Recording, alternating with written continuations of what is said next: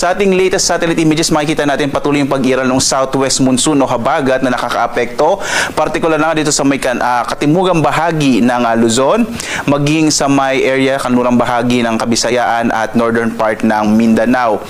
Minomonitor pa rin natin itong low pressure area na huling namataan na sa 865 km silangan ng northern Luzon. Sa ngayon, maliit pa rin yung tsansa na ito ay maging bagyo at ang low pressure area na ito ay patuloy na kikilos pahilaga, no? Palabas na rin po, either mag-dissipate or lalabas ng Philippine Area of Responsibility kung hindi man ito magde-develop into a tropical depression. Samantala, mapapansin natin, no, may mga kaulapan pa rin na dulot ng southwest monsoon. Ngayong araw, medyo maulap pa rin yung kalangitan, bagamat inaasa natin mababawasan na yung mga pag-ulan, partikular na sa malaking bahagi ng northern and central Luzon, maging sa Calabarzon, Mimaropa at gayon din dito sa may area ng Metro Manila. Samantala, inaasahan din natin ang maulap na kalangitan sa may western section ng Kabisayaan.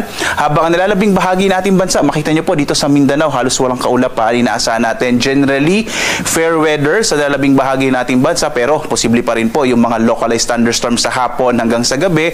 At yung intensity po nito, pwedeng mga light to moderate at times heavy rains. Bagamat hindi naman natin inaasa magtatagal yung mga localized thunderstorms. So as of 5 a.m., minilabas pa rin po tayo na weather advisory. So ito po yung posibleng malakas sa mga pag-ulan pa rin.